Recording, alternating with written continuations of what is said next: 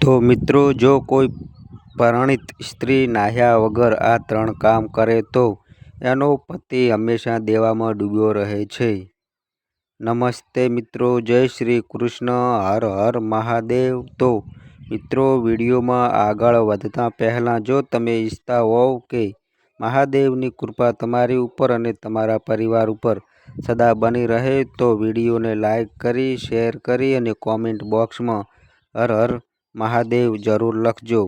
તો મિત્રો, એકવાર માતા પાર્વતીએ ભગવાન શિવને પૂછ્યું કે હે પ્રભુ, હું એ જાણવા માગું છું કે કયા લોકો આખી જિંદગી દેવામાં ડૂબ્યા રહે છે, પછી તે ભલે કોઈ પણ ઉપાય કરી લે પણ તે ક્યારેય દેવામાંથી બહાર નીકળી શકતા નથી. પછી ભગવાન શિવ કહે છે, હે પાર્વતીજી, હું તમને તમારા પ્રશ્નનો ઉત્તર દેતા પહેલાં હું તમને એક નાની એવી કથા સંભળાવવા જઈ રહ્યો છું. પછી તમને આ કથાના માધ્યમથી આનો ઉત્તર મળી જશે. જે મહિલાઓ નાહ્યા વગર આ 3 કામ કરે છે તો એનો પતિ છે એ જીવનભર દેવામાં ડૂબ્યો રહે છે અને એ ઘરમાં ક્યારેય પણ લક્ષ્મીનો વાસ નથી રહેતો અને લક્ષ્મીજી તે ઘરમાં ક્યારેય નથી આવતા. પછી માતા પાર્વતી કહે છે કે ઠીક છે પ્રભુજી, તમે કથામાં આગળ વધો, હું તમારી કથાને ધ્યાનથી સાંભળીશ.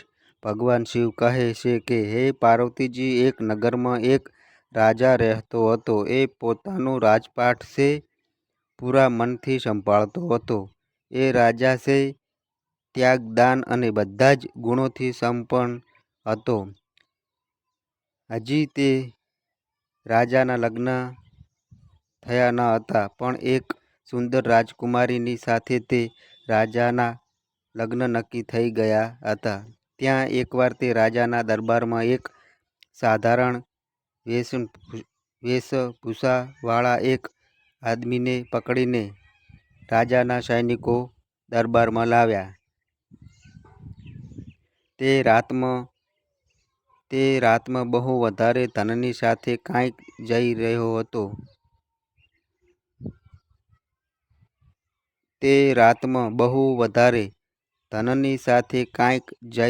હતો. તેની વેશભૂષા જોઈને એવું લાગતું ન હતું કે તે આ બધા ધનનો માલિક હોય. એટલા માટે તે બધા સિપાઈઓને લાગ્યું કે તે આદમી ચોર હશે અને તે ચોરી કરીને આ બધું ધન લાવ્યો હશે. એટલા માટે તે ભાગવાની કોશિશ કરતો હશે. એમાં તે રાજાના સિપાઈઓએ એ આદમીને પકડી લીધો હતો અને તેને રાજાની સામે હાજર કર્યા. પછી રાજાએ જ્યારે તે આદમીનો પરિચય પૂછ્યો અને એવું જણાવવાનું કીધું કે આ ધન એની પાસે ક્યાંથી આવ્યું અને કેવી રીતે લાવ્યો, તો તે આદમી જણાવવા લાગ્યો કે તે પોતે એક ધનાઢ્ય સ્ત્રીનો નોકર છે અને તે સ્ત્રીએ તેને આ બધું ધન આપેલું છે. તો હવે તે રાજાની જિજ્ઞાસા વધી ગઈ હતી. તો તે રાજાએ એ આદમીને એવું કીધું કે તું મને સૌ પ્રથમ એ જણાવ કે તે સ્ત્રીએ તને આટલું ધન શા માટે આપ્યું? આની પાછળનું કારણ શું છે? તો તે રાજાની વાત સાંભળીને તે આદમી એવું કહેવા લાગ્યો કે એમાં એવું છે કે તે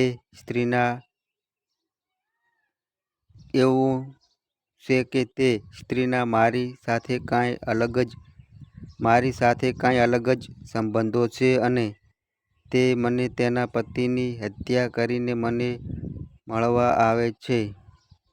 અને અમે બંને આ બધું ધન લઈને ક્યાંક દૂર જતા રહીશું અને બંને સાથે સારું જીવન જીવીશું. અને આવું વિચારીને તેને મને આટલું બધું ધન આપીને શહેરની બહાર જવા માટે કીધું છે. તો તે રાજાએ તે માણસને પારખવા માટે રાજાએ પોતાના સૈનિકોને સત્ય જાણવા માટે તે સ્ત્રીના પતિ પાસે મોકલ્યા. પછી તે બધા સિપાઈઓએ રાજા પાસે આવીને તેને એવી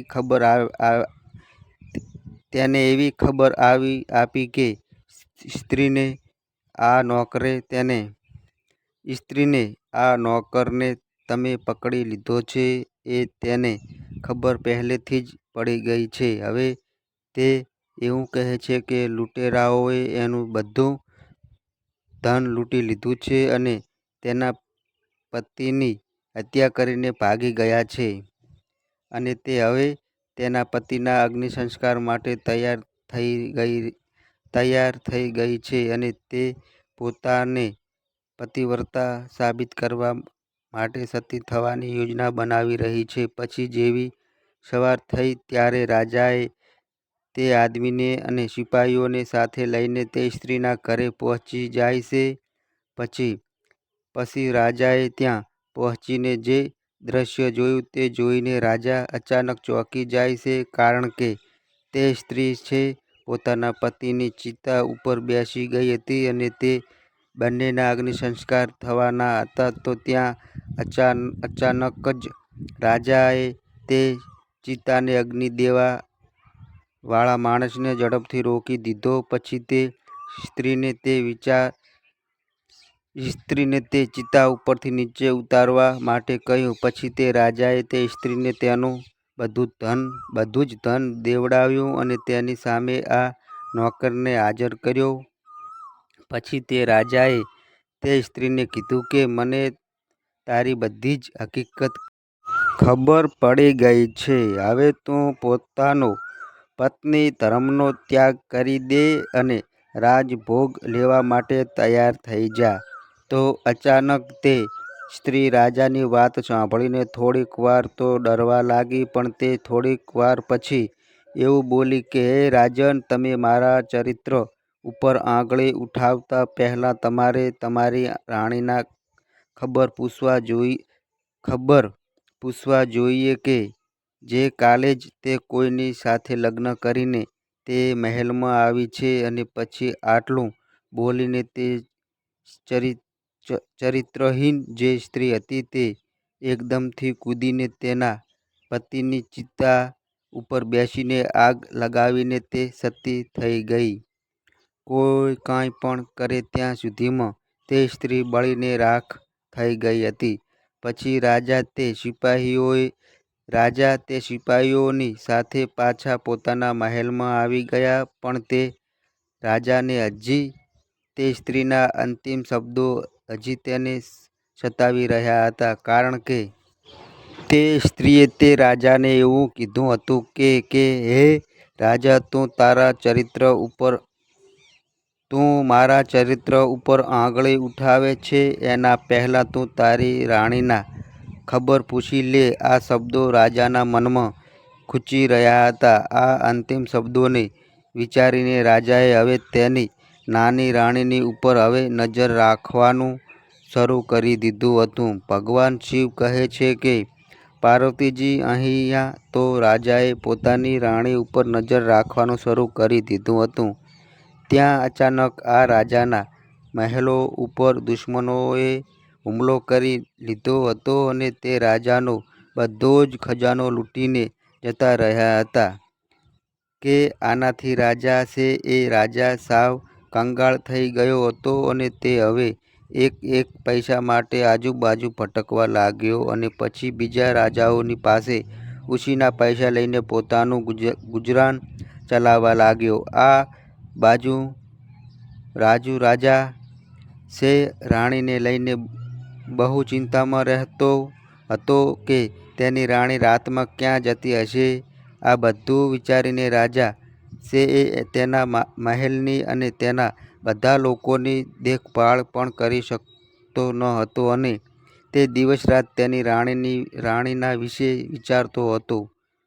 મિત્રો, ભગવાન શિવ કહે છે કે હે પાર્વતીજી, એક રાતે રાણી છે એ રાજાને સૂતા જોઈને ઉઠીને પાછળના દરવાજેથી મહેલની બહાર નીકળી ગઈ. ત્યાં અચાનક રાજા પણ છુપી રીતે જાગીને તે રાણીનો પીછો કરવા લાગ્યો. પછી તે રાણી છે એ થોડુંક ચાલીને એક સાધુની પાસે પહોંચી ગઈ. ત્યાં તે સાધુએ તે રાણીને જોઈને તો તે સાધુ પણ ઊભા થઈ ગયા હતા અને તે રાણીને લઈને ત્યાં એક બાજુના ઝૂંપડામાં તે બંને જતા રહ્યા અને પછી તે રાજાએ તે ઝૂંપડીમાં જઈને જોયું તો તે જોઈને રાજા ચોંકી ગયા હતા. આ વસ્તુ તેનાથી સહન થઈ શકતી ન હતી, કારણ કે તે રાણીએ એ નિર્વસ્ત્ર બનીને તે સાધુને આલિંગન આપવા લાગી અને તે બંને પતિ પત્નીની જેમ પોતાની બધી મર્યાદા ઓળંગી લીધી હતી. તો આ બધી વસ્તુ જોઈને તે રાજાથી આ વસ્તુ સહન થઈ શકતી ન હતી, કારણ કે તે રાજા એવું વિચારવા લાગ્યો કે મેં મારી રાણીને આટલી બધી સાચવીને મેં તેને આટલો પ્રેમ આપ્યો, પણ તેમ છતાં તે મારી બનીને રહી શકતી નથી અને તે મને વિશ્વાસઘાત આપીને તે આ સાધુની સાથે આ કૃત્રિમ કરી રહી છે. હવે તે રાજાને બહુ ક્રોધ આવવા લાગ્યો અને તે રાજાએ અચાનક તે ઝૂંપડીમાં જઈને તે સાધુને અને તે રાણીને મારી નાખ્યા. પછી આવી રીતે રાજાએ રાણીને અને તે સાધુને મારીને પછી તે પોતાના મહેલમાં પાછો આવ્યો તો તે કાંઈક અલગ જ વસ્તુ જોઈને તે ચોંકી જાય છે. રાજા તેના મહેલમાં જોવે છે તો તેના મહેલ ઉપર પહેલેથી જ દુશ્મનો ઊભેલા હતા અને તે રાજા ઉપર તે બધા દુશ્મનો આક્રમણ કરી દે છે અને તે રાજા છે કોઈ પણ રીતે પોતાનો જીવ બચાવીને જંગલમાં ભાગી જાય છે. આવી રીતે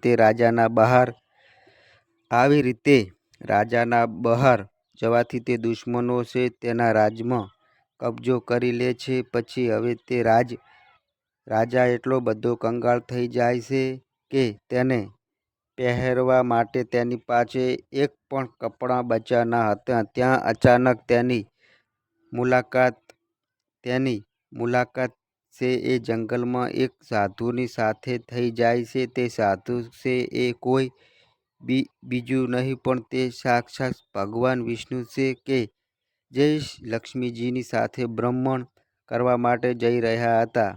મિત્રો, ભગવાન શિવ કહે છે કે હે પાર્વતીજી, હવે તમે વિચારી રહ્યા હશો કે તે રાજાની મુલાકાત તે ભગવાન વિષ્ણુની સાથે શા માટે થઈ. તો હું તમને જણાવવા માંગુ છું કે તે રાજા છે એ બહુ દયાળુ હતો અને સારા સ્વભાવનો હતો. તે ક્યારેય કોઈનું ખોટું તો વિચારતો જ ન હતો. તેણે પોતાના બધા જ જન્મમાં સારા કર્મો કર્યા છે. બસ આટલા જ માટે તે ભગવાન વિષ્ણુ સાધુના રૂપમાં તેની સામે પ્રગટ થયા. પછી તે રાજા છે એ ભગવાન વિષ્ણુને જોઈને તેના ચરણોમાં પડી જાય છે અને તેને એવું કહેવા લાગે છે કે મહારાજ, મને એ વસ્તુ સમજાતી નથી કે મારા દિવસો આટલા બધા સારા હતા અને મારી પાસે આટલું બધું ધન હતું અને હું એક રાજા હતો, પણ ખબર નહીં મારી સાથે આ બધું શું થઈ રહ્યું છે. હું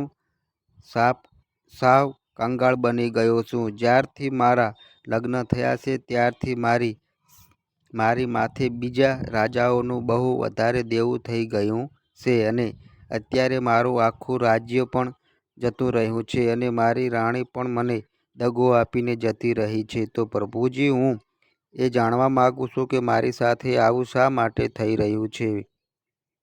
મેં તો કોઈનું કંઈ ખરાબ નથી કર્યું અને મેં કોઈનું ખરાબ વિચાર્યું પણ નથી. હું તો હંમેશા મારા દરબારના લોકોની સેવા કરતો આવ્યો છું. મેં ભૂખ્યા લોકો જમાડ્યા છે. આ રીતે મેં હંમેશા સત્કર્મો જ કર્યા છે. તો ભગવાન વિષ્ણુ કહે છે કે હે રાજન, આમાં વાંક તારો નથી. તારા સારા કર્મોના લીધે જ તને આ રાજપાટનું સિંહાસન મળ્યું હતું. પણ તે જ્યારથી લગ્ન કર્યા અને જ્યારથી રાણી તારા ઘરમાં આવી અને ત્યારથી જ તે રાણી છે એ રોજ નાહ્યા વગર 3 કામ કરતી હતી અને તે અત્યાર સુધી પણ તે નાહ્યા વગર જ આ 3 કામ કરતી હતી. તું હંમેશા ધ્યાન રાખજે કે સ્ત્રી નાહ્યા વગર આ 3 કામ કરે છે, એનો પતિ છે એ ભલે ગમે તેટલો સત્યના રસ્તા ઉપર ચાલવા વાળો ન હોય, પણ તેમાં કોઈનો કોઈ દોષ જરૂર લાગી જાય છે અને તે આખું જીવન છે એ દેવામાં જ ડૂબેલો રહે છે. તો હવે હું તમને જણાવું છું કે આ 3 કામ કયા છે કે જે સ્ત્રીઓએ નાહ્યા વગર ક્યારેય પણ કરવા ન જોઈએ અને તમારી રાણી છે એ નાહ્યા વગર જ આ 3 કામ છે એ કરતી હતી. જેના લીધે તું આજે લેણામાં ડૂબી ગયો છે અને તારું બનાવેલું ઘર આટલો સારો મહેલ હતો એ જતો રહ્યો છે. તો મિત્રો ભગવાન વિષ્ણુ તેને કહે છે કે હે રાજન પહેલાં કામ તો એ જ છે કે જે સ્ત્રીઓએ નાહ્યા વગર ક્યારે પણ આ કામ ના કરવા જોઈએ. સ્ત્રીઓએ નાહ્યા વગર ક્યારે પણ પોતાના શેથામાં સિંદૂર ભરવું ન જોઈએ. કારણ કે મિત્રો વાસ્તુશાસ્ત્ર મુજબ સિંદૂરને લઈને પણ કેટલાક નિયમ જણાવ્યા છે. જો તેને ન જુઓ તો મોટું નુકસાન થઈ શકે છે. પરિણીત મહિલાઓ માટે આ નિયમને ધ્યાનમાં રાખવો જરૂરી છે. હિન્દુ ધર્મમાં પરિણીત મહિલાઓના શણગારમાં સિંદૂરનું ખાસ મહત્વ છે. માત્ર શેથામાં જ સિંદૂરનું ખાસ મહત્વ છે. માંગમાં સિંદૂર ભરવા માત્રથી જ પતિની ઉંમર લાંબી થતી હોય છે. પણ વાસ્તુમાં કેટલાક નિયમ જણાવ્યા છે. હિન્દુ ધર્મમાં સિંદૂરનું ખાસ મહત્વ છે. શેથામાં સિંદૂર દૂર પત્નીની દીર્ઘાયુ માટે ભરાય છે. માન્યતા છે કે શેથા ભરવાથી પતિ પર આવતા સંકટને ટાળી શકાય છે અને તે દેવામાં ડૂબતો નથી. એવું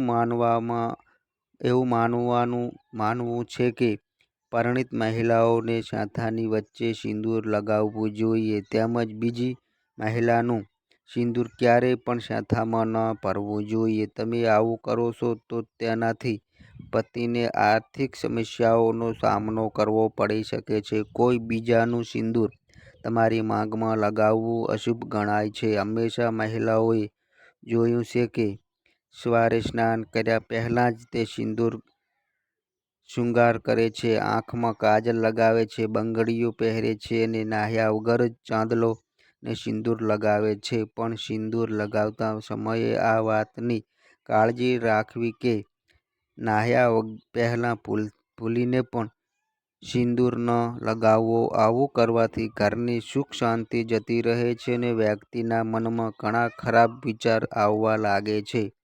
નાહ્યા પછી જ માંગમાં સિંદૂર ભરવો જોઈએ. બીજું કામ એ છે કે જ્યારે પોતાનો પતિ છે એ પરદેશમાં હોય તો તે પત્નીએ ક્યારેય પણ તેના પતિ વગર શૃંગાર કરવો ન જોઈએ.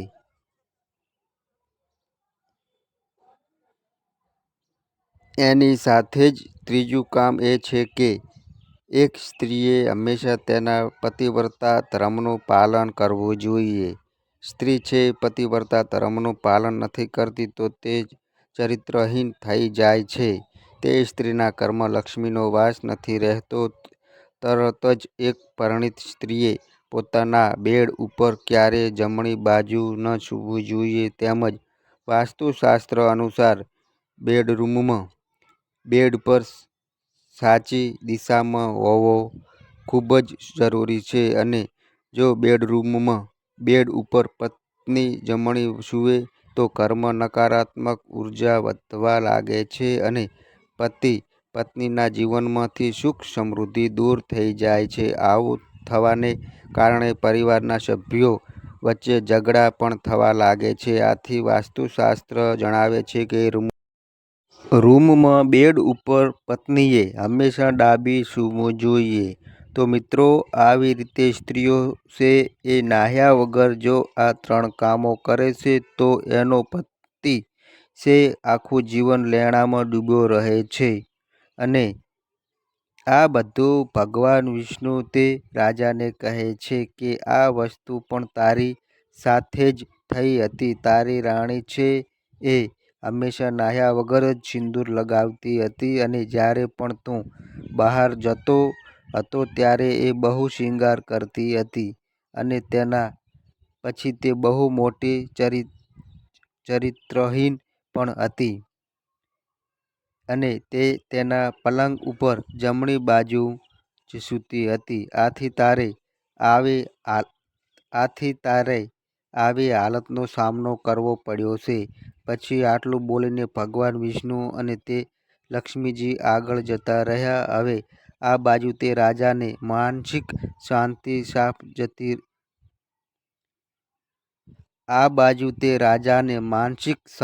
સાફ જતી રહી હતી. તે હવે દુઃખી રહેવા લાગ્યો હતો. હવે આ સંસારિક સુખોથી તેનું મન સાફ ઉડી ગયું હતું. હવે સંસારિક દુઃખોમાંથી તેનું મન પણ હવે સાફ ઉડી ગયું હતું. હવે તેના મનમાં વૈરાગ્યની ભાવના આવવા લાગી. એવું લાગતું હતું કે તેના ધર્મ કાર્યમાં જરૂર કોઈ ખોટ રહી હશે કે જેના લીધે ભગવાને તેને પોતાની રાણીનો વિશ્વાસઘાત બતાવીને આવી રીતે સજા આપી. પછી તે રાજા જ્યારે તે સમુદ્ર પાસે પહોંચ્યો પછી ત્યાં જઈને તે રાજા સમુદ્ર દેવતાની તપસ્યા કરવા લાગ્યો. અને પછી જ્યાં તે સમુદ્ર દેવતાએ તે રાજાને જ્યારે દર્શન આપ્યા તો તે રાજાએ સમુદ્ર દેવતાને એક પ્રાર્થના કરી કે હે સમુદ્ર દેવતા, હું તમારા તટ ઉપર તપસ્યા કરવા માગું છું. એ વસ્તુ ઈચ્છું છું. મારી સાધના છે એ નિર્વિઘ્ને પૂરી થઈ જાય અને મને તમે આશીર્વાદ આપજો. આટલા માટે તમારી સાધના છે એ નિર્વિઘ્ને પૂરી થાય. બસ આવા જ મને આશીર્વાદ આપો. ત્યાં તે સમુદ્ર દેવતાએ તે રાજાની તપસ્યા કરવાની આજ્ઞા આપી અને વર્ષો પછી તપસ્યા કરીને પછી તે રાજાને પાછી તે રાજસિંહાસનની પ્રાપ્તિ થઈ. તો મિત્રો એકવાર પરિણીત સ્ત્રીએ ક્યારેય નાહ્યા વગર આ વિડીયોમાં જણાવેલ કાર્યો કરવા જોઈએ નહીં. અને જો કોઈ આ ભૂલ કરે છે તો તેનો પતિ કંગાળ બની જશે અને તે હંમેશા દેવામાં ડૂબ્યો રહેશે. તે ક્યારેય પણ ધનવાન નહીં બની શકે. તો મિત્રો ભૂલથી પણ આવી ભૂલ ન થાય તેનું જરૂર ધ્યાન રાખજો. તો મિત્રો આ વિડીયો ગમ્યો હોય તો લાઈક કરો, શેર કરો અને ચેનલને સબસ્ક્રાઈબ કરો. કોમેન્ટ બોક્સમાં હર હર મહાદેવ જરૂર લખજો. તમારા જીવનમાં હંમેશા સુખ અને સમૃદ્ધિ રહે એવી શુભેચ્છા. તો મિત્રો વિડીયોમાં જણાવેલ જ્યોતિષીય ઉપાય અને સલાહ તમારી આસ્થા અને વિશ્વાસ પર થશે પહોંચાડવાનો નથી. વિડીયોનો ઉદ્દેશ માત્ર તમને સારી સલાહ આપવાનો છે. આ સંદર્ભમાં કોઈ પણ પ્રકારનો દાવો કરતા નથી. તો બસ મિત્રો આજે આટલું. ફરી મળીએ એક નવા વિડીયો સાથે. ત્યાં સુધી બધાય મિત્રોને હર હર મહાદેવ.